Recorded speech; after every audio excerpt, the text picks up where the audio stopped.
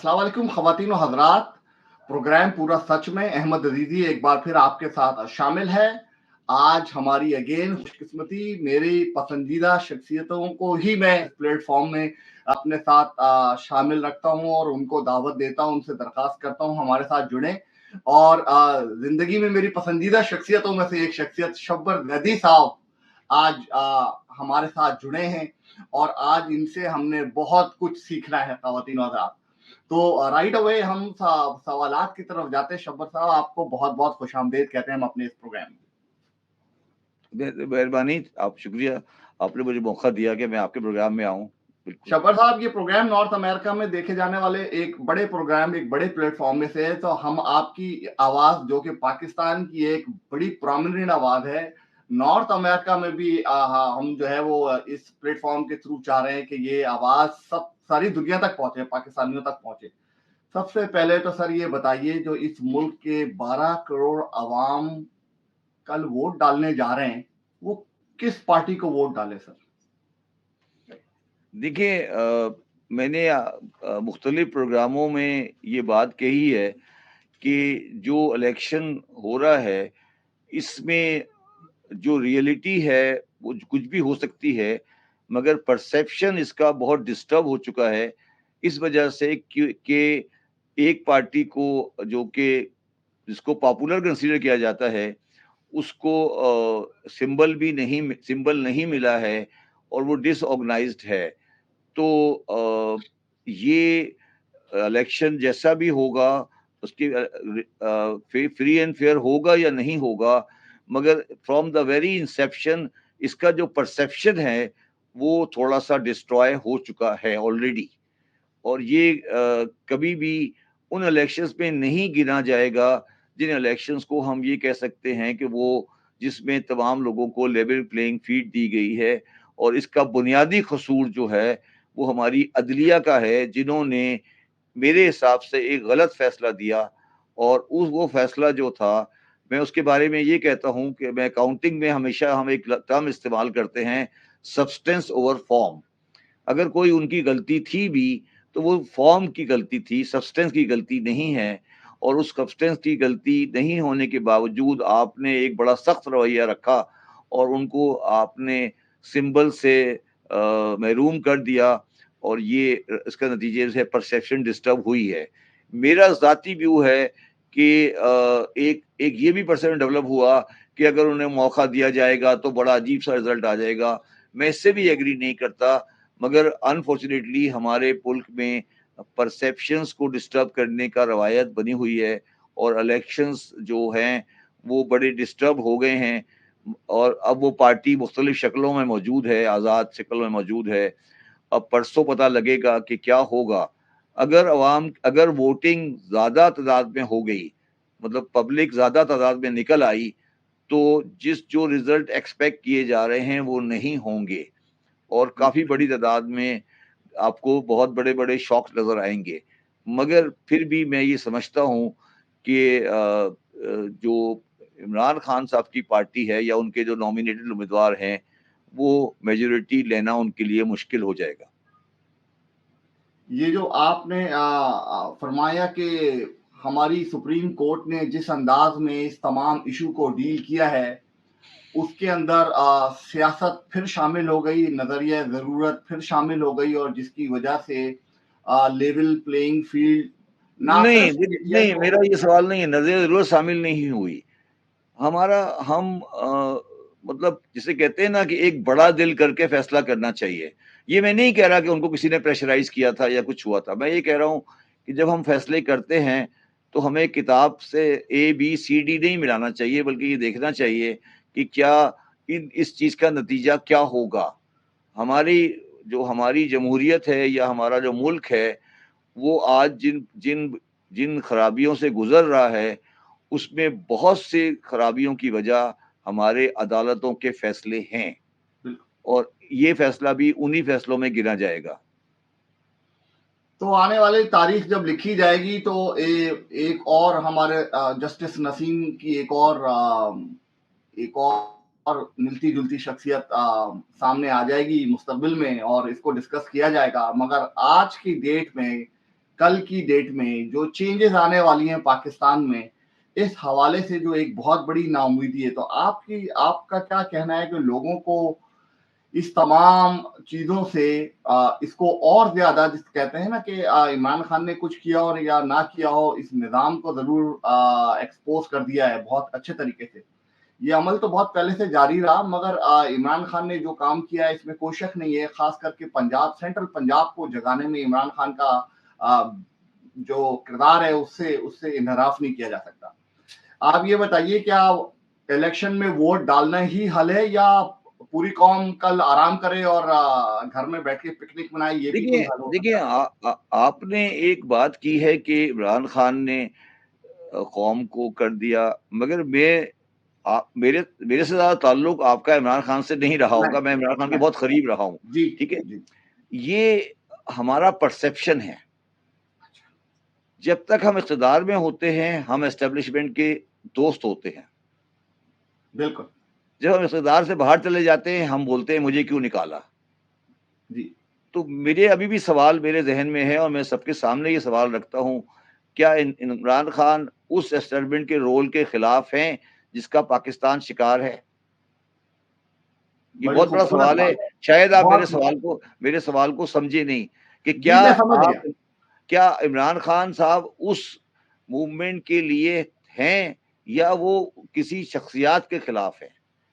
अगर हाँ, पाकिस्तान में कोई आदमी ये कहे कि मैं एस्टेब्लिशमेंट के रोल के खिलाफ हूँ और मैं इसको इम्प्लीमेंट भी करूँगा, फिर तो मैं उनके साथ देने को तैयार हूँ। मगर जब आप पावर में आएँगे, फिर आप उनके साथ जाके बोलेंगे कि कल हम सब एक पेज पर हैं, हम सारे एक से हैं, हमारी कोई इख्तिलाफ़ात नहीं है। भाई, तो ये डिसाइड तो कर लो आप किस तरफ हो। तो ये जो आप एक परसेप्शन ये डेवलप हो गया है कि इमरान खान साहब इस एंटी कौम एस्टेब्लिशमेंट। की इस कौ नहीं, नहीं, इस कौम का मसीहा हैं, एंटी एस्टेब्लिशमेंट के पॉइंट ऑफ व्यू से। मैं इमरान खान का दोस्त हूँ, बड़े अच्छे इंसान हैं, बहुत शरीफ आदमी हैं, अच्छा इंसान है, मगर मैं नहीं समझता कि वो कैटलिस्ट बन सकते हैं इस चेंज के। क्योंकि पता वो नहीं इस आप आपका कहना ये है कि वो जो एलीट कल्ट है, उस एलीट कल्ट का वो खुद हिस्सा हैं, डे 1 से, पैदाइश से लेकर आज की डेट नहीं, तक। मैं तो कल की बात नहीं कर रहा मैं तो कल्ट। आने वाले कल की बात कर रहा हूँ। नहीं, नहीं, मैं कल्ट कल्ट की बात, मैं जो एक हमारी नहीं, 2% मैं एलीट। तो ये कह रहा हूँ जो आने वाला कल है, अगर आने वाले कल में एस्टेब्लिशमेंट उनको अडॉप्ट कर लेती है, तो क्या वो ना करेंगे? हाँ, ये बहुत बड़ा सवाल है।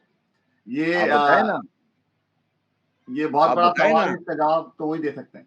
आप बताएँ ना, यही तो पाकिस्तानियों का सवाल है कि जब तक एस्टेब्लिशमेंट के दरवाजे नहीं खुले, आप कहते हैं ये पाकिस्तान के लिए अच्छे नहीं हैं। जब दरवाजे खुल जाएँगे, आप कहते हैं बहुत अच्छे हैं। यही तो मेरा सवाल है। तो इसलिए एस्टेब्लिशमेंट का कसूर नहीं है, कसूर उन लोगों का है दरवाजे के बाहर खड़े हैं। तो यूथ के लिए क्या क्लियर फॉरवर्ड सर कोई पैगाम दीजिए, यूथ को बताइए, ये यूथ बिल्कुल कंफ्यूज है। देखो, एक वो एक दफ़ा क्या हुआ, मसीहा एक समझती है, इमरान देखिए खान मे मेरी मसीहा है मेरी बात हमारा। मेरी बात सुनें। एक दफ़ा पीर पगाड़ा साहब से किसी ने बोला कि आप एस्टेब्लिशमेंट के आदमी हैं। तो उन्होंने बड़ा अच्छा जवाब दिया था। कहने लगे मैं एस्टेब्लिशमेंट का आदमी हो सकता हूँ, मगर जब भी मैं जाता हूँ अपना अपना हदिया लेने के लिए, तो मेरे से आगे जीएसएन वाले खड़े होते हैं। क्या खूबसूरत बात। तो फिर ये- आप फैसला कर लें, आप लोग जी। इस तरह की बड़ी-बड़ी बातें करते हैं, जज़्बाती हो रहे हैं, पहले फैसला तो कर लो कि यार कौन कौन एंटी एस्टेब्लिशमेंट है, कौन प्रो एस्टेब्लिशमेंट है, कौन डेमोक्रेटिक है। ये तो 2 दिन की बातें हैं, फिर ये सब खत्म हो जाएँगी। फिर ये सब चले जाएँगे वापस और ये जाके जब जब अच्छा तब्दीली हो जाएगी, फिर आप कह देंगे हाँ ठीक है। आप बताएँ आपका क्या ख़्याल है? आप बताएँ ना, आपके जी। ख़्याल में ये क्या ये सही है या गलत है? जी, बिल्कुल ठीक है। मैं आपकी जो राय है, मैं उससे 110% एग्री करता हूँ कि नहीं, ये मेरी राय नहीं है, ये मेरी राय नहीं है, ये पाकिस्तान की तारीख़ है। पाकिस्तान की तारीख है। बिल्कुल ऐसा ही है, बिल्कुल ऐसा ही है। मगर ये जो लोग बैठे हैं, 2 करोड़ लोग बच्चे वोट डालेंगे इस दफ़ा। ये 2 करोड़ यूथ 18 साल की उम्र की है सर। आपके ख़्याल में पाकिस्तान जैसे मुल्कों के अंदर 18 साल शऊर की वो उम्र है जिसमें कि इन लोगों को वोट डालने का हक देना चाहिए? या 21 करनी चाहिए इनको अभी फ़िलहाल 2 इलेक्शन तक? उसके बाद जब देखिए यहाँ कोई दे तालीम-वालीम कुछ बेहतर हो जाए, कुछ शऊर बेहतर हो जाए, देखिए सोसाइटी देखिए बेहतर हो जाए। पहली बात आप मेरी बात याद रखें। आप कह रहे हैं 2 करोड़ बच्चे तालीम हासिल नहीं कर रहे, यही परेशानी है ना आपको। नहीं, नहीं, नहीं, तालीम हासिल नहीं कर रहे। 2 करोड़ बच्चे 18 साल से उम्र के ऊपर हो जाएंगे जो कि वोट डालेंगे इस दफा इलेक्शन में। हाँ, नहीं वो अच्छा, नहीं वो आप कह रहे हैं यूथ वाले वोट डालेंगे, ठीक है।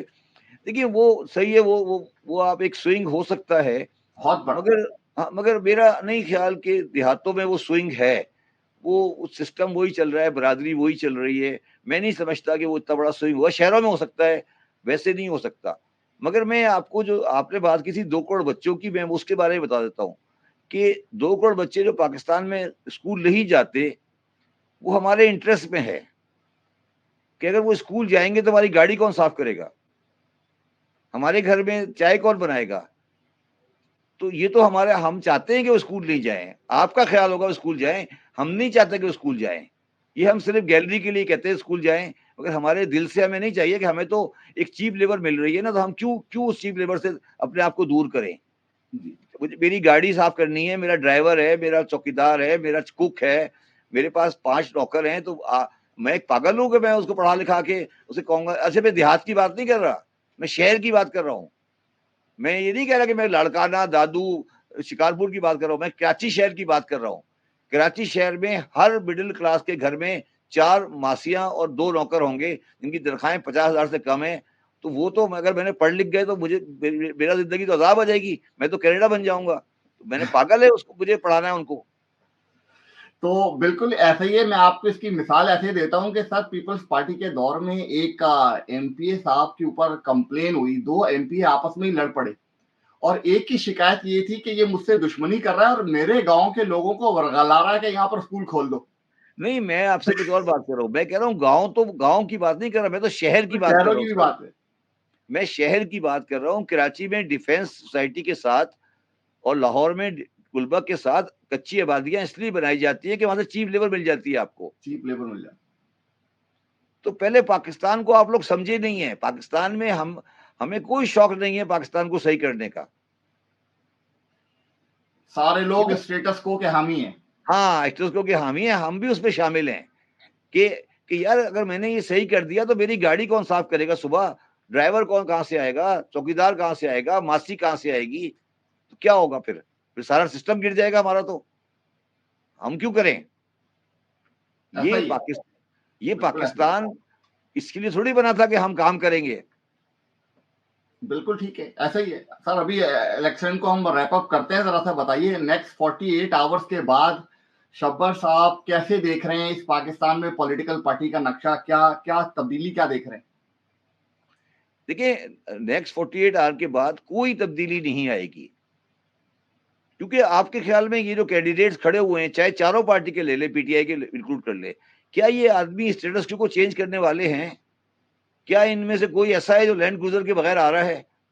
कोई नहीं। यार देखिए ना, जो सबसे बड़ी पार्टी है अवाम से आई थी एमकेएम वाले, उनके बंदे भी लैंड क्रूज़र में फिरते हैं।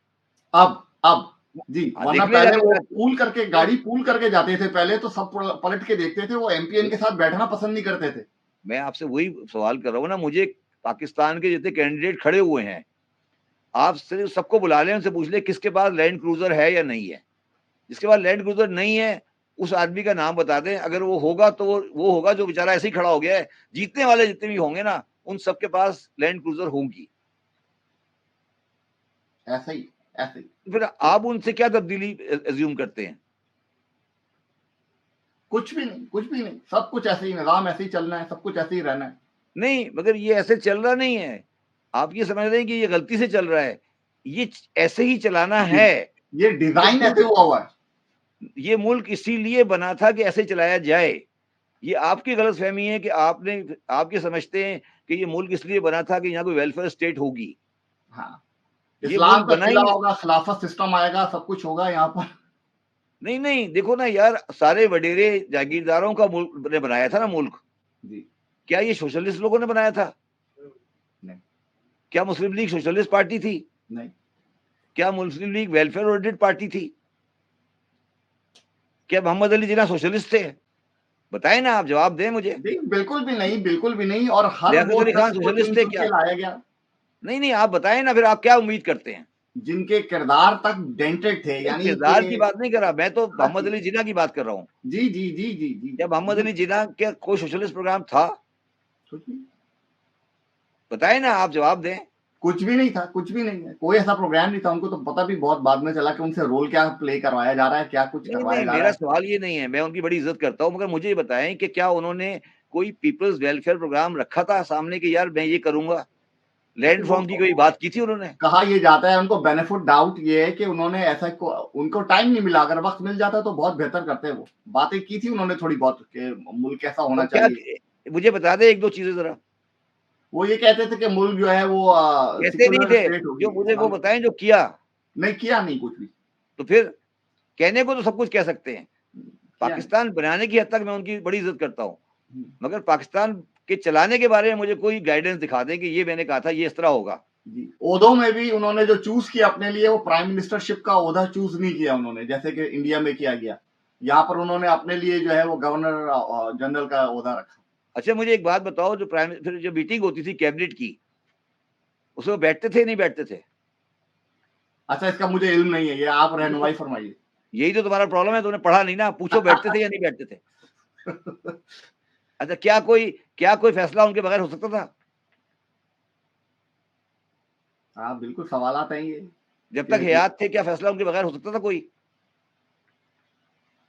बताएँ ना, आप अफ़गानिस्तान जवाब में दें। घुस जाने का हाँ? फैसला भी उन्हीं का था, एक नहीं, मैं मुतनाज़ा पूछ रहा फैसला हूँ, तो थे। जब जब तक हयात थे, कोई फैसला ऐसा था जो उनके उनकी मर्ज़ी के खिलाफ हुआ है?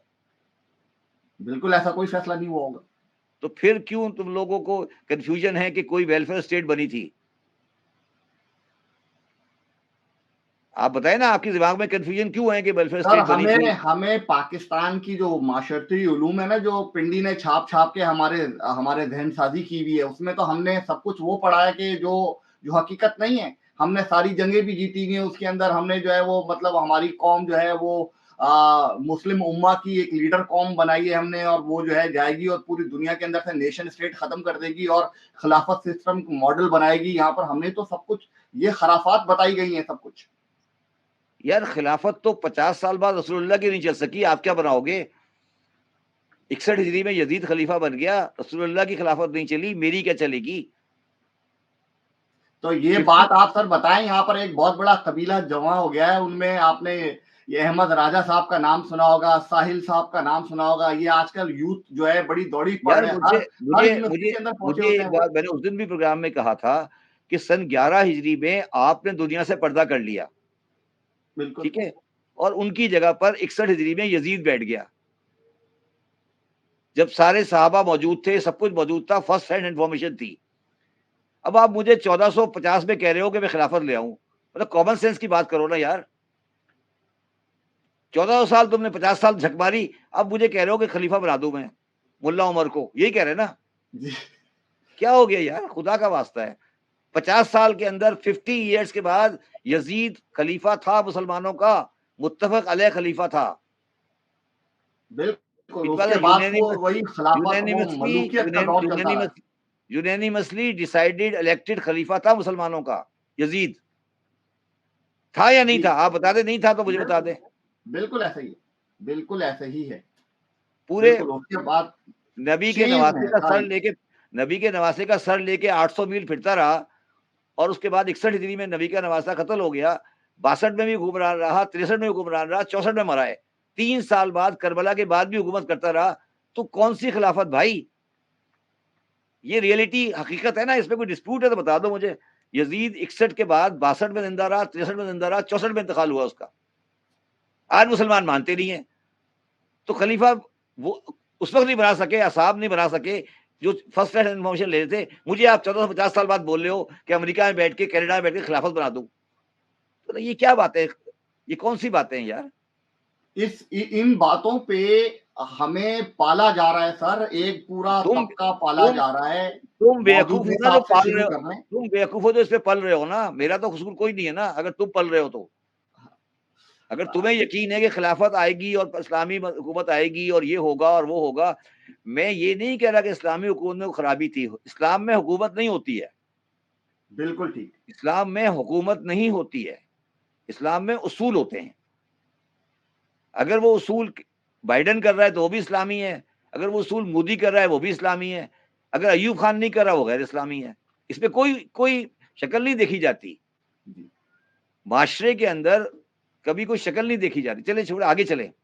जी, बस सर हम इलेक्शन को रैप अप कर रहे हैं यहाँ पर, और इस मौजू पे सिर्फ यही एक आखिरी बात कि जब आप ये जानते हैं, कौम ये जानती है कि ये जो भी एक्सरसाइज होने जा रही है, इसके नतीजे में जिस तरह की हंग पार्लियामेंट आएगी, जिस तरीके से पॉकेट बना के मुख्तलिफ यार पार्टियां बना दी गई हैं, ये ये सवाल सब नहीं है। बर्बाद है, सब बेकार बातें। यार हंग पार्लियामेंट नहीं है। अगर हंग नहीं भी आई, 2/3 वाली भी आ गई तो भी फर्क नहीं पड़ेगा। मैं ये कह रहा हूं, हंग का इशू नहीं है। आप लोग समझ रहे हो कि हंग आएगी तो प्रॉब्लम आ जाएगी। अगर 2/3 मेजोरिटी भी किसी की आ गई फिर भी कोई चेंज नहीं आएगी। मैं ये कह रहा हूं। सर चेंज का सितारा कहाँ से शुरू होगा? कौन लोग होंगे, कब होंगे, उसका कोई वो ऑपरेट करेंगे तो उसका क्या मोडस ऑपरेंडी क्या होगा? कुछ थोड़ा सा नक्शा, कोई कॉन्टोरिंग तो करें सर, उसकी बताएं कुछ। देखिए, घर के अंदर अगर सारे बच्चे नालायक हो ना, तो जब तक खाने के पैसे होते हैं ना, तब तक कोई बंदा काम नहीं करता। जब पैसे खत्म हो जाते हैं, जब फिर थोड़ी देर मारपीट होती है, फिर उसके बाद भूख जब ज्यादा बढ़ती है, तो फिर उसके बाद शायद कोई बंदा जाके काम करता है।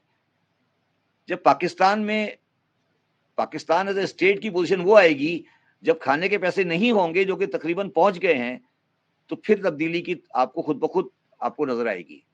जब तक पेट भरा हुआ है, जब तक आपको बाहर से पैसे मिल रहे हैं, अमेरिका आपको आगे पीछे करके पैसे दे देता है, आप आराम से बैठे हैं।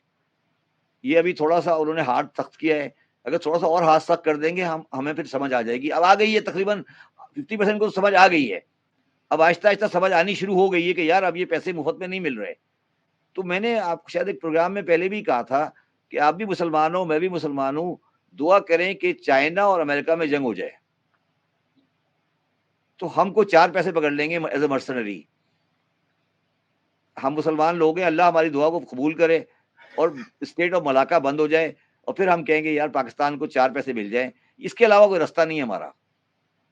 मतलब हमें जिंदा अपनी वो स्ट्रेटेजिक लोकेशनिंग, और यहाँ से भीख, वहां से भीख, और वो नहीं, हमें दूसरों काम के। नहीं करना ना, हमें काम नहीं करना। स्ट्रेटेजिक लोकेशन की कहानी भी खत्म हो गई ना यार। अब पैसे कौन दे रहा है आपको उसके? अब कोई पैसे तो नहीं दे रहा ना उसके, खत्म हो गई कहानी। अब क्या होगा?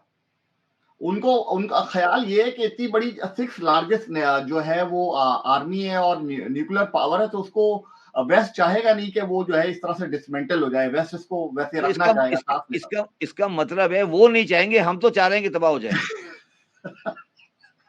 क्या यार, क्या है? हम तो ये चाह रहे हैं कि हम तबाह हो जाएं, वो बचाएंगे हमें। यही कह रहे हो ना? अब सूरत, जी हाँ, प्रैक्टिकली ऐसे ही मामलात है। तो बस सही है, अल्लाह का शुक्र है। दुआ करो, अल्लाह बेहतरी करेगा। तो सर अगर मान लेते हैं ये 3 अशखास आप जानते हैं पाकिस्तान में, जो कि मैं नाम ले लेता हूँ, मिफ्ता इस्माइल साहब, हमारे खाकान अब्बासी साहब, और हमारे लाहौर से जो एमपी है पीपल्स पार्टी के, इन तीनों ने कोशिश करी कि जो है वो जाके एक अवेयरनेस कैंपेन चलाई जाए और बताया जाए कि भाई जब तक आप सब मिलके बैठेंगे नहीं, मुस्तफा नवाज खोखर साहब तीसरी शख्सियत, ये इन तीनों ने आपने देखा होगा बीच में फंक्शनल हुए थे, ये मुख्तलिफ जगहों पर जा रहे थे, मीटिंग्स कर रहे थे, और ये लग रहा था एक नई पार्टी बना रहे हैं। वो पार्टी ऐसी होगी कि वो सब लोगों को एक प्लेटफॉर्म पे लेकर आएगी और कुछ बात करेगी। सर आप उस पार्टी का हिस्सा बन जाएं और जाके जो है वो हाफिज साहब से बैठ के बात कर लें, कुछ आपकी बात सुन लेंगे। मुस्तफा नवाज खोखर की बैकग्राउंड पता है आपको? जी मुझे पता है सर, वो उसके, मगर वो अच्छा आदमी निकल आया है। आप शाहिद खान अब्बासी के वालिद को जानते हैं? जी मैं वालिद को भी जानता हूँ, ससुर को भी जानता हूँ, उनके ससुर को भी। तो फिर क्यों मेरा मुंह खुलवा रहे हो तुम? मिफ्ता साहब तो अच्छे आदमी है सर। छोड़ दो, क्यों मेरा मुंह खुला रहे हो? रहने दो।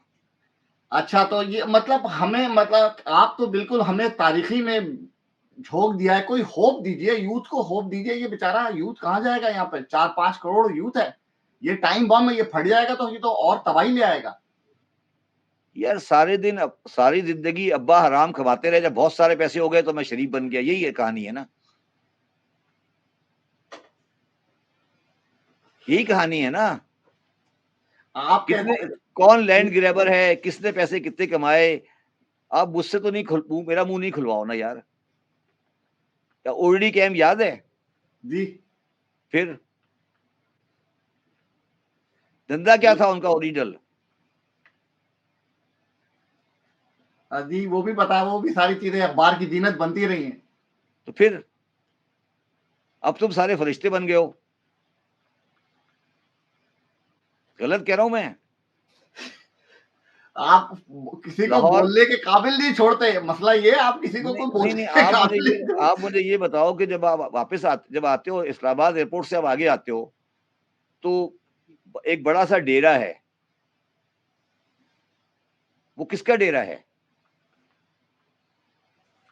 मैं नहीं कह रहा कि उनके साथ उनका लिंक है, मगर हम लोगों की बैकग्राउंड क्या है यार? हम सारे तो हिस्ट्री शीटर टाइप लोग हैं ना यार, हम भी है शामिल हैं उसमें।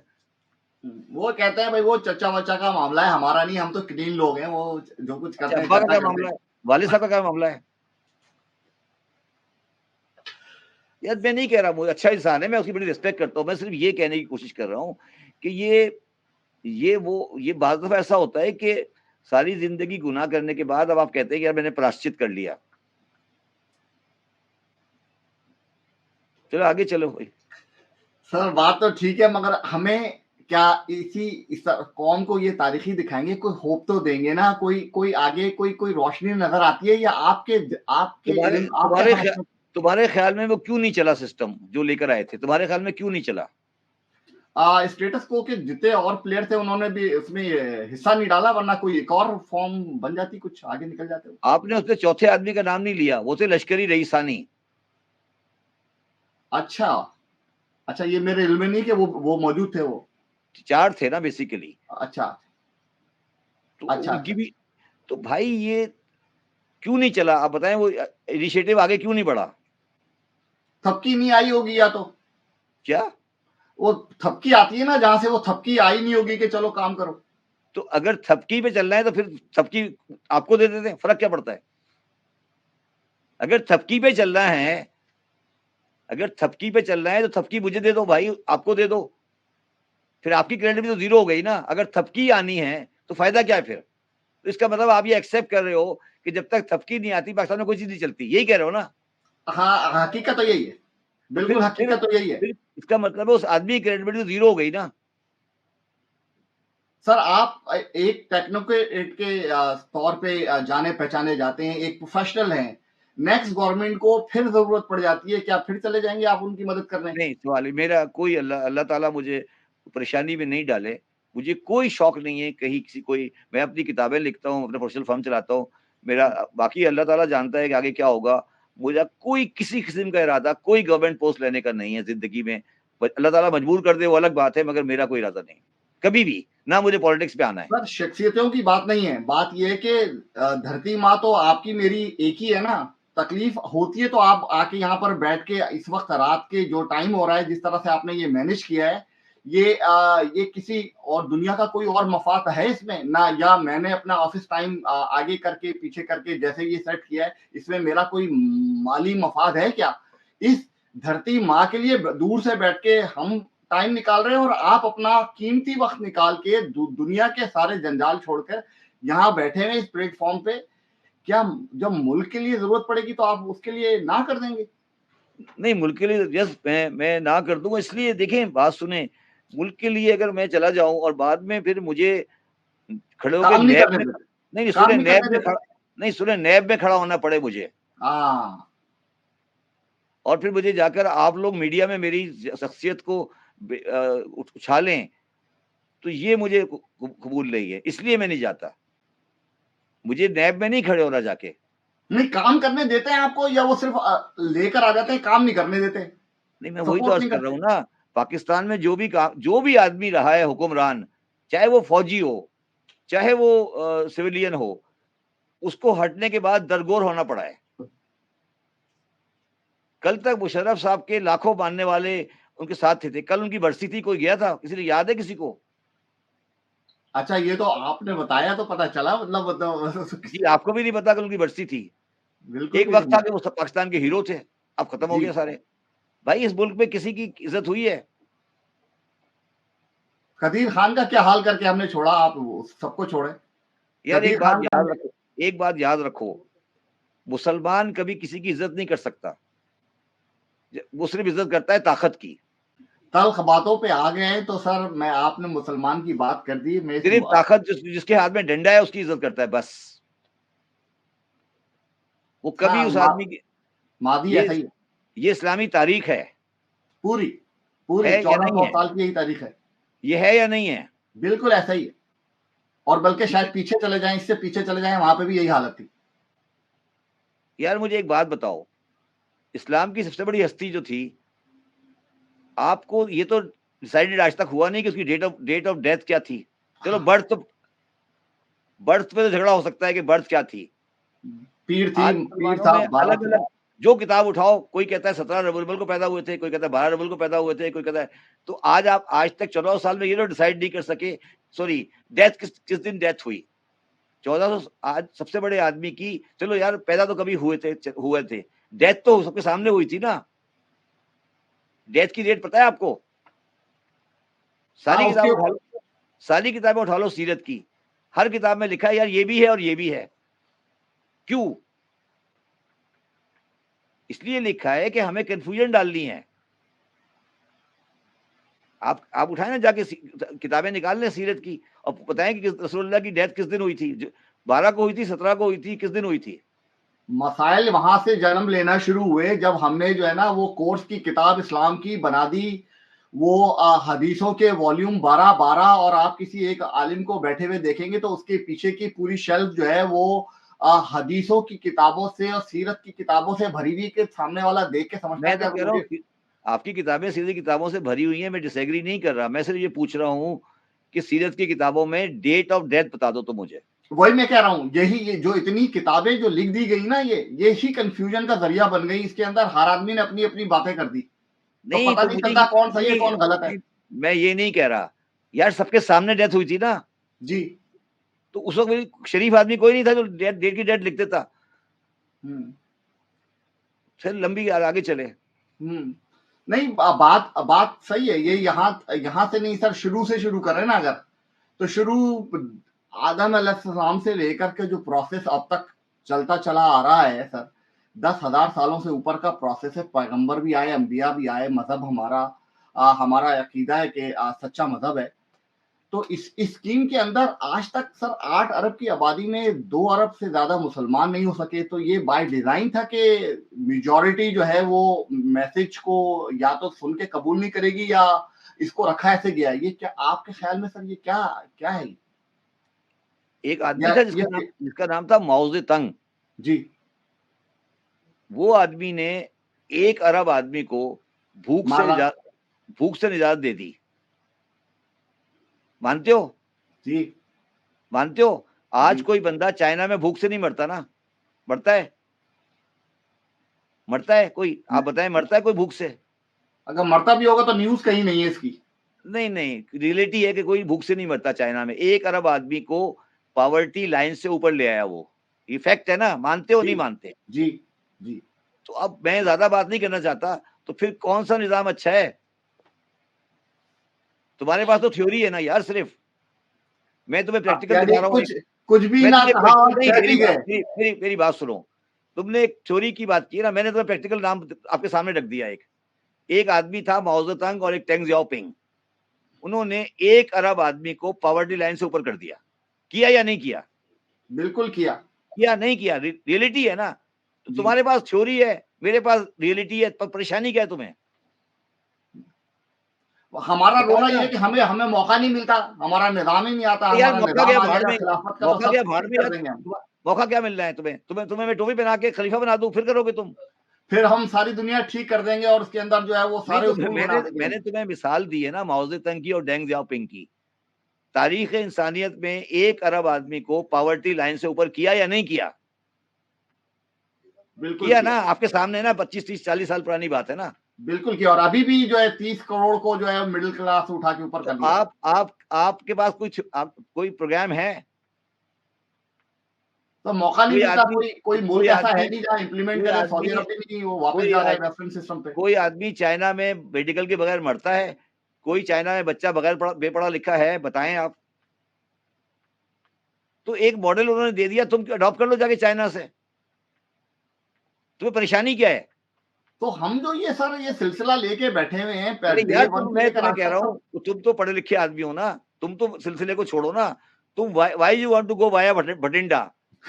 ये साथ में बिल्कुल चाइना है, उन्होंने ना उनके यहाँ हेल्थ का प्रॉब्लम है, ना उनके यहाँ रोजगार का प्रॉब्लम है, ना उनके यहाँ फूड का प्रॉब्लम है। उनसे कहो यार जो आप करते हैं हम भी ऐसे कर लेते हैं।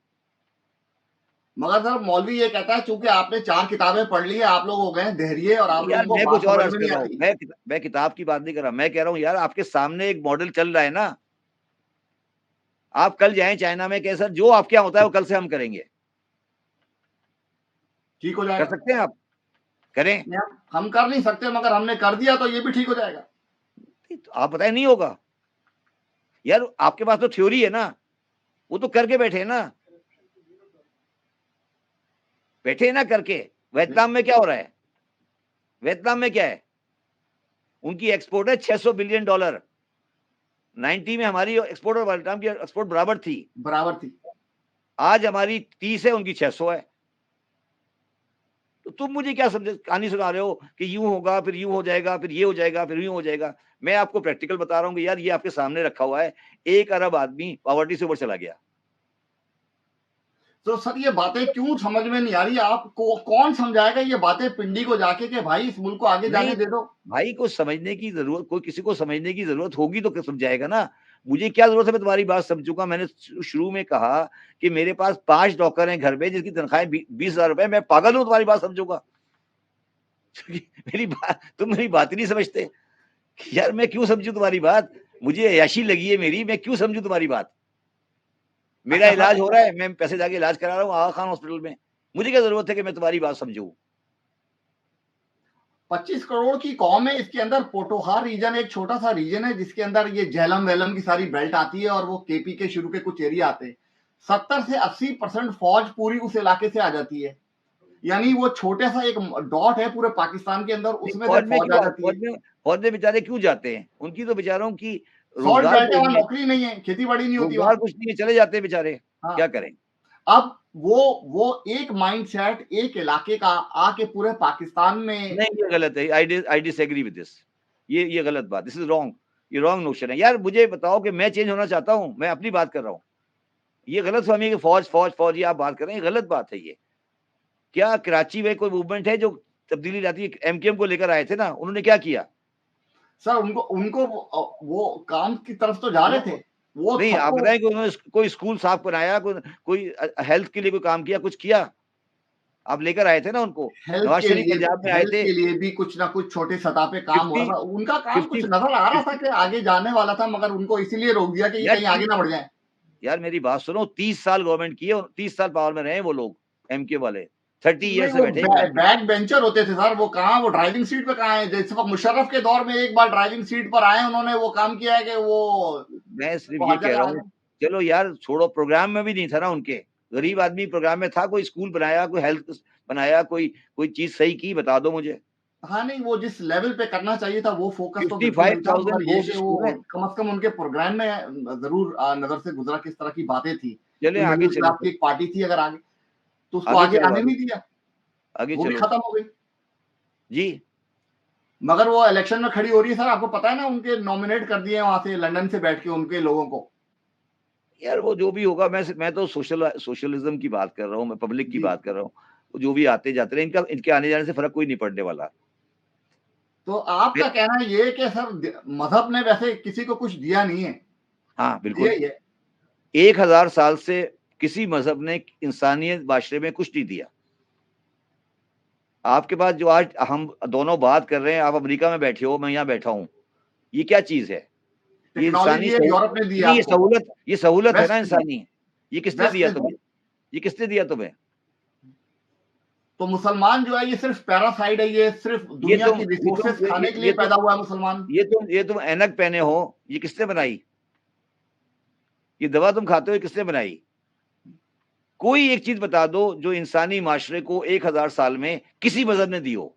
मगर मौलवी ये कहता है 5,000 साल पहले ये सब कुछ हमने करके दिया, ये लेंस हमारे हमारे बंदों ने निकाल के यार दी, मैं रियादी तुम हमारी, मैं एनाटॉमी तुम हमारी, सारी कुछ हमारा था। मैं तुमसे ये पूछ रहा हूँ कि 1000 साल में किसी मजहब ने किसी माशरे में कोई चीज दी हो तो मुझे बता दो। कुछ कि नहीं यार है। ये मेडिसिन में ये बड़ी अच्छी मजहब, ये उस पे लिखा हुआ था, मैंने वहां से अडॉप्ट किया ये बाइबल में रेनेसांस लिखा। वेस्ट में आया है, तो वो मजहब से दूर हुए हैं, तो वहां पे जाके तरक्की हुई है, वरना नहीं ये पापाइयत ने बेड़ा गर्क किया नहीं वरना नहीं यहाँ पर भी। नहीं नहीं ये बात नहीं है, आप मजहब को समझे ही नहीं। मजहब ने आपको ये कहा ही नहीं था कि आप साइंस नहीं पढ़े, आपने मजहब को अलग कर दिया, साइंस को अलग कर दिया, फिर आप तबाह हो गए। यही तो प्रॉब्लम है आपकी। जब आपने साइंस को और एजुकेशन को और सब चीजों को मजहब से अलग कर दिया, आप तबाह हो गए। कोई मजहब भी हो, चाहे हम हो या कोई और हो। समझ आई मैं क्या कह रहा हूँ? जी जी बिल्कुल ठीक है। मदीने में इमाम जाफर सादिक का मदरसा था, उसमें 4,000 स्टूडेंट पढ़ते थे। क्या आपके ख्याल में फिका पढ़ते थे? उस दौर के तमाम उलूम पढ़ते होंगे वो। तो फिर आज क्यों नहीं पढ़ते? आज क्यों नहीं पढ़ते, मैं भी पूछ रहा हूँ। आज साइंस, अलजबरा, मेडिसिन, इकोनॉमिक्स क्यों नहीं पढ़ते मदरसों में बैठ के? मैं ये पूछ रहा हूँ आपसे, सवाल ये मेरा। क्योंकि ये क्योंकि आप उलूम गुमराह कर हदीस देती हैं, वो दीन से दूर कर देती हैं। दीनी उलूम को उन्होंने अलग से यार बना दिया कि दीनी, ये मदरसे के उलूम दीनी है। यार दीनी क्या होता है भाई? क्या मतलब दीनी? देखो, दो आदमी इंडिया में मजहबी आलिम समझे जाते हैं, एक मौलाना मौदूदी जी। और एक मौलाना अबुल कलाम आजाद। आजाद दोनों ने कभी मदरसे में नहीं पढ़ा। कभी नहीं पढ़ा, और 6 फिर महीने के अंदर कोर्स कंप्लीट करके दे दिया था उनको, जब उन्होंने शोर मचाया दादा। तो फिर आप, इसका मतलब है मदरसे वाला तो दीनी आलिम नहीं हुआ ना फिर। सर कभी भी किसी मदरसे वाले ने इस्लाम में वो कंट्रीब्यूशन की नहीं। आप एक नाम बता दें पाकिस्तान के अंदर जिसने मैं कभी भी कोई आपसे पूछ रहा हूँ कंट्रीब्यूट कि किया। आप उस मदरसे को रेलिवेंट क्यों समझते हो? पर करने दो जो कर रहे हैं, तुम्हें क्या परेशानी है? तो उससे देख, ओवरऑल सोसाइटी की हालत तो देखें क्या हो गई है। नहीं, उसका ताल्लुक नहीं, वो बेचारे अपने लगे हुए हैं, उनको खाना मिल जाता है, बच्चों को बेचारे चल रहे हैं, उसको भी चलने दो ना, हमें कोई नहीं, परेशानी नहीं उससे है। सोसाइटी क्लोज हो गई है सर। फनून लतीफा खत्म हो गई हमारे पास। फाइन आर्ट्स की तमाम चीजों पे बात करना, गुफ्तगू होना खत्म हो गई हमारे पास ना। आर्टिस्ट पैदा होता है, जो पैदा हो जाता है वो मरता है तो इंडिया में जाके उसको दफन किया जाता है। नहीं, मेहंदी वो तो उनका गलत इस्तेमाल करते हैं, मगर वो बेचारे जो मदरसे के आम बच्चे हैं, ये लोग हैं, वो तो एक उन बेचारे गरीब आदमियों को अपने बच्चों के लिए जगह मिल जाती है, उनको रोटी मिल जाती है, रोटी खाना मिल रोटी जाता है। रोटी की वो भी एक सोशल कॉज है, उसे चलने दें आप उसको। वो भी एक 2-2.5 करोड़ बच्चों को पढ़ा रहे हैं, कम से कम लिखना पढ़ना सिखा देते हैं। यहाँ तक तो मैं उनको सब एग्री करता हूँ। मगर कम से कम इमरान उनको खान सिखा। वहां पर सर साइंस को भी लेके जाना चाह रहा था। वो चाह रहा था मदरसे को जो है मॉडर्न बना दे। यार अब छोड़ दो इमरान खान की बात मेरे से, फिर मैं क्या समझाऊँ? सर आप उसकी इमरान खान, टीम का हिस्सा था बहुत, फॉर बहुत, और आप बहुत करीब थे उनके सर। अब यार आप कह रहे हैं कि वो इमरान खान में उसमें इतने सारे मैं अब नहीं कह रहा, खराबियां थी। मैंने इमरान खान को उस वक्त छोड़ा था जब वो पीक पे था, और मैंने कभी उसकी बुराई नहीं की। मैं समझता हूँ अच्छा इंसान है वो, मैं आज भी आपके सामने कह रहा हूँ। मगर अगर आप ये समझते हैं कि वो पाकिस्तान का मसीहा है, तो आपकी गलतफहमी है। वो भी उन्हीं उसी तबके की नुमाइंदा है जिस तबके की आज तक हुकूमत रही है डायरेक्टली। ये कह रहे नहीं, हैं आप। देखिए मैं आपको कह रहा हूँ ना, ये जो सारी बातें हम कर रहे हैं ना, ये वो आदमी कर सकता है जो सोशलिस्ट सोच रखता हो। ये इन लोगों की सोशलिस्ट सोच ही नहीं है। तो मौलवी जीने देगा, मौलवी आगे आने देगा। सोशलिस्ट सोच रख के आगे जो बढ़ेगा, ये नहीं, मौलवी ये का क्या गलत हाल है। करेंगे। आज तक इस मुल्क में मौलवी कभी इलेक्शन नहीं जीता, मगर आपके जो नॉन सोशलिस्ट लोग हैं, वो कैपिटलिस्ट हैं, वो मफाद परस्त हैं, वो वडेरे हैं ज़हनी तौर पर। वो नहीं चाहते कि कोई पाकिस्तान में तब्दीली आए। जवाहरलाल नेहरू सोशलिस्ट था, उसने आईआईटी बनाया था, आईएमएम बनाया था, उसने एजुकेशन खड़ी की थी। हमने क्या खड़ा किया? आईआईटी जो है इंडिया का, वो हार्वर्ड से ज्यादा उसके उसकी इस वक्त एडमिशन का रेटिंग है। मुश्किल है, आपको पता है जी। क्यों? क्यों मुश्किल है?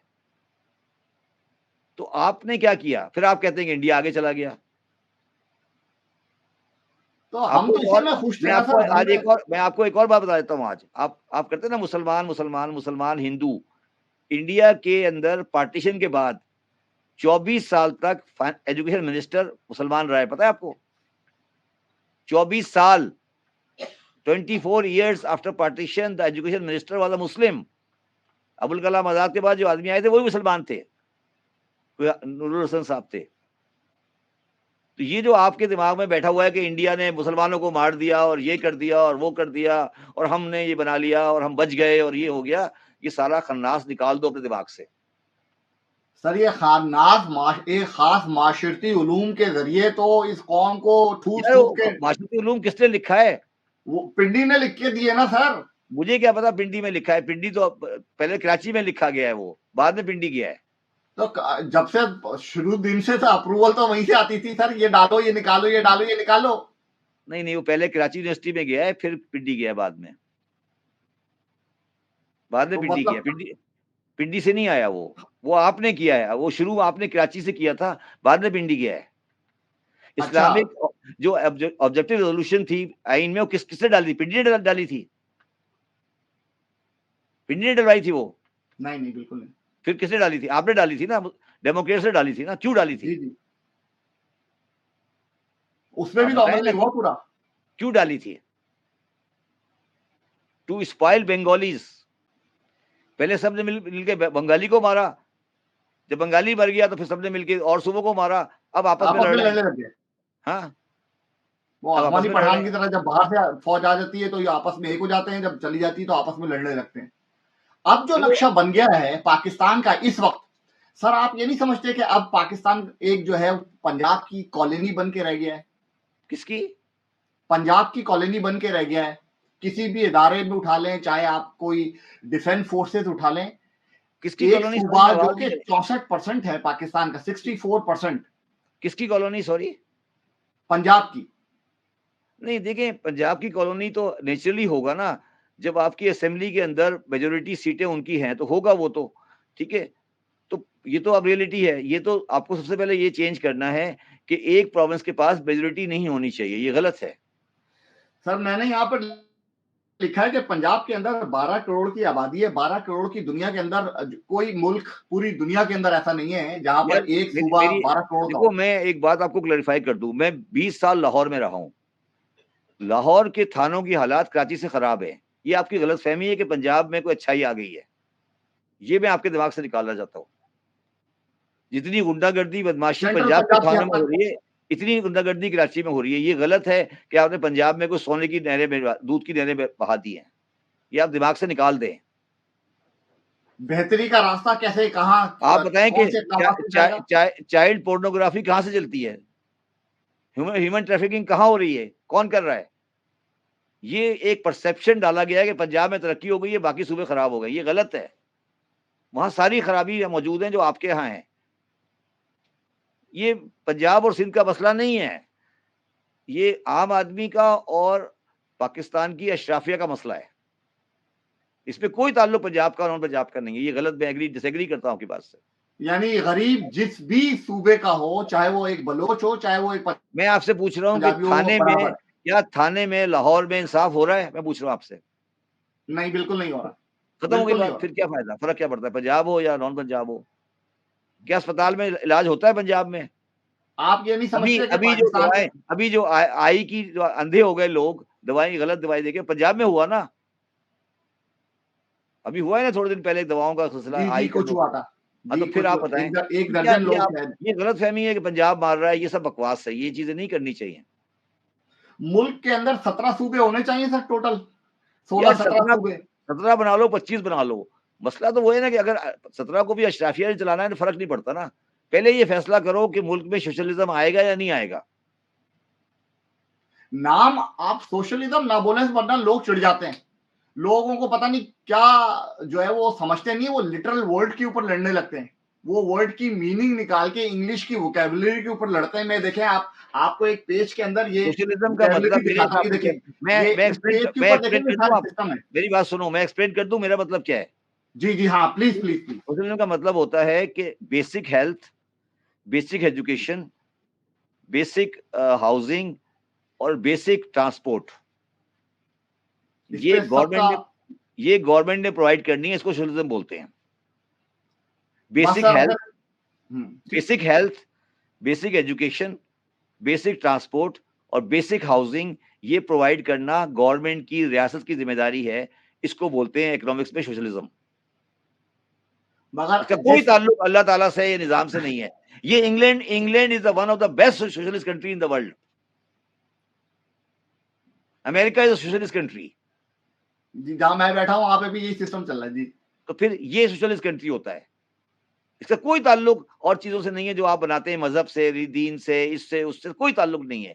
आपको ये फैसला करना है कि सोसाइटी, गवर्नमेंट ने क्या प्रोवाइड करना है आम आदमी को, ये प्रोवाइड करना है। मैट्रिक तक मैंने पढ़ाना है, मैंने उसको पढ़ाना है, उसके बाद वो जो मर्जी करे। मैंने उसको बेसिक हेल्थ देनी है, उसके बाद जो मर्जी हो। मैंने उसको हाउसिंग देनी है, बेसिक हाउसिंग, मैंने उसको ट्रांसपोर्ट देनी है, दैट्स ऑल। बाकी फिर अलग जो मर्जी करना है करे। सोशलिज्म को समझे तो सही। सिर्फ ये थोड़ा सा फिर बताइए लोगों को, ये जो यूथ है ना, जो आजकल थोड़ी जो नीम खानदा टाइप की यूथ है, इसको इसको पढ़ा दिया जाता है, जुम्मे की नमाज के अंदर जाता है, वो मौलवी साहब बैठे हुए होते हैं मेंबर पे, वो उसको बताते हैं कि ये जो काफिराना सिस्टम है जिसको आपने सोशलिस्ट बताया, उसकी डेफिनेशन और उसका रोल जो है वो आपने बताया थोड़ा सा, वो इस तरह से नहीं बताते। वो ये कहते हैं कि दीन जो है वो दुनिया के हर मामूलात में शामिल हो जाएगा, यानी तुम दीन में मुकम्मल तौर पे दाखिल हो जाओ। इसका मतलब ये है कि दुनिया का हर काम दीन की ऐनक से देखो। इसकी वजह से बर्बादी आती है। सिर्फ ये समझाइए कि इसकी डिमार्केशन कैसे होगी, दीन को कैसे अलग रखना है थोड़ा सा दुनिया के मामलात से, ये जरा सा थोड़ा बताएं इसको। देखिए, मैं इस पे ज्यादा आर्गू नहीं करना चाहता, मैं सिर्फ ये कह रहा हूँ कि वो जो खुतबा था ना, पहले लोग उसको सीरियस लेते थे, अब सीरियस नहीं लेते, वो सिर्फ टाइम गुजार के आ जाते हैं। There was a time when people used to take it seriously, but now लोगों दे आर की नॉट शक्लें अगर रिकॉर्ड कर लेना आप, शक्लें लोगों की जो नीचे बैठे हुए होते हैं, वो किस तरीके से मौलवी साहब की तरफ देख रहे होते हैं। एक आदमी है जो जो प्रोफेशनल है, जो कि पीएचडी डॉक्टर है, वो बैठा हुआ है, और एक बेचारा, वो बेचारा मौलवी साहब ओकाड़ा खटक से आया हुआ है, वो कि मेंबर पे बैठा हुआ है आपके किसी, ख्याल वो में, बेचारा क्या बातें कर रहा है कुछ पता नहीं। आपके ख्याल में जुमे में जाता क्यों है? आप बताएं क्यों जाता है वो? आप बताएं क्यों जाता है? सर मुझे तो कोई खास वजह समझ नहीं आती। मैं बताता हूँ। एक कहीं से कोई एक हदीस है, आई थिंक वो सही भी हो सकती है, कि जिस आदमी ने 5 जुमे या 4 जुमे मिस तीन किए, तीन वो तीन तीन 3, तो फिर अब ये आपने जब उसके बेचारे के अंदर खौफ डाल दिया है, तो वो रजिस्ट्री कराने जाता है बेसिकली।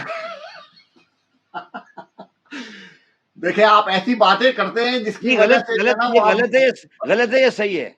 आप ऐसी बात इतना नहीं है, आप मैंने आपके पूरा सामने कहा पूरा नहीं, ये सच गलत प्रोग्राम पे आए, नहीं, ये है ना आपकी ये रवायत। बातें मरवा देती है।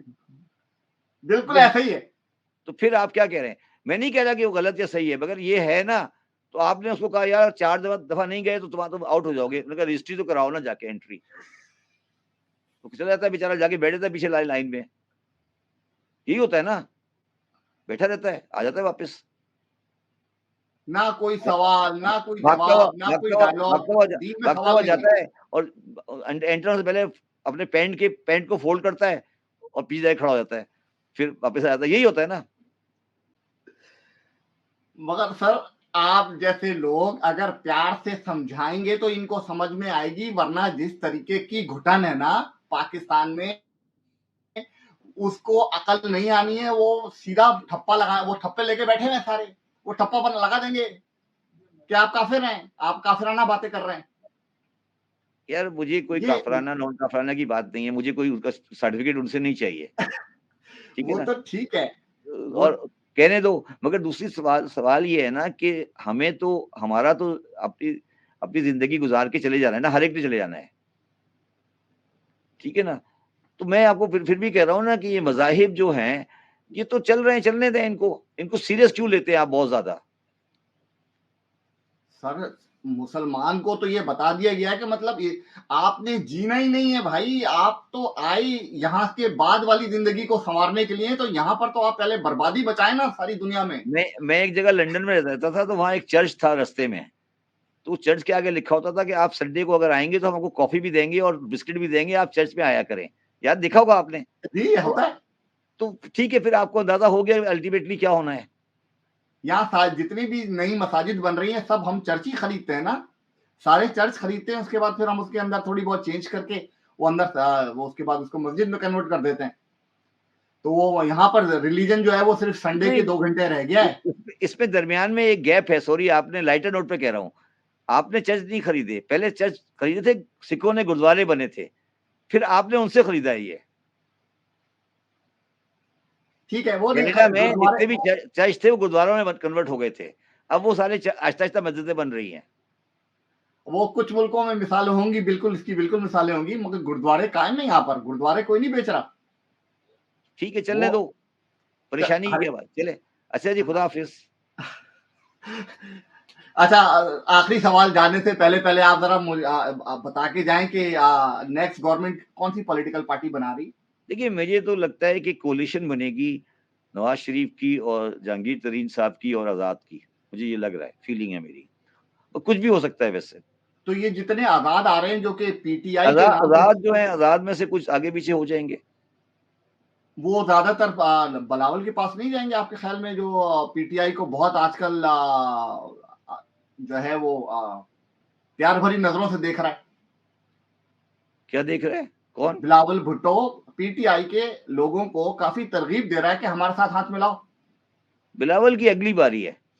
अच्छा, अभी उसके पास ऐज है। अभी तैयारी नहीं हुई उसकी पूरी। नहीं, ऐज है उसके पास। मियाँ साहब के पास ऐज नहीं है। और आएँगे मियाँ साहब भी, ये शहबाज शरीफ नहीं आएँगे पीएम? पता नहीं, आई डोंट मतलब मगर मियाँ साहब के पास तो आखिरी टर्म है ना बेचारों की। एक हाँ, दफ़ा बैटिंग पूरी करने देना बेचारों को। अभी तो इसके पास बारी है, 3-4 इनिंग खेल सकता है ना। अनकरीब इमरान खान को जेल से बाहर देख रहे हैं आप कि नहीं? Yes, I it can be there after 1 year और सो। अच्छा, जी। जहाँ जो टर्म पूरी हो जाएगी पिंडी की, देखिए, तो उसके दो बाद फिर आ जाएंगे ये 2000 बात। 2025-26 में इलेक्शन होगा पाकिस्तान में। अच्छा, तो आप ये कह रहे हैं कि ये आफ्टर 1 डेढ़ साल आफ्टर से द ज़्यादा नहीं चलेगी? After the American election in November, the things will change in Pakistan. अच्छा, things will change for Pakistan I would say. अच्छा, वो बेहतरी की तरफ जाएगी, उम्मीद ये है? यार बेहतरी और नॉन बेहतरी तो अलग बात है, बट अगर बाइडेन हार जाते हैं और अमेरिका में कोई चेंज आ जाती है, तो हो सकता है पाकिस्तान में फ्री इलेक्शन या किसी और चेंज की तवक्का की जा सकती है। शब्बर साहब, आपसे जब भी गुफ्तगू रहती है, जिसकी भी गुफ्तगू रहती है, प्रोग्राम खत्म करने का दिल तो नहीं चाहता, मगर आपने बहुत लंबा दिन गुजारा है मेरे इल्म में, और आपने कमिटमेंट की वजह से आप ने मेरी बात रखी और जुड़े। मुझे बेइंतहा खुशी इस बात की, और हम आपको वक्तन-फ़वक्तन जो है वो ज़हमत देते रहेंगे, और प्रोग्राम सियासत से हटकर दूसरे मौज़ूआत पे होगा वो। उससे थैंक यू। सियासत का कोई लेना-देना नहीं होगा। हम दुनिया के अंदर बेशुमार मौज़ूआत ऐसे हैं, जिस पे बहुत अच्छी गुफ्तगू कर सकते हैं, और वो कौम को सुनने की आदी होना चाहिए, ना कि हम सारा दिन सियासत पे बात करें। जी, थैंक यू जी, खुदा आपका हाफ़िज़। बहुत-बहुत शुक्रिया।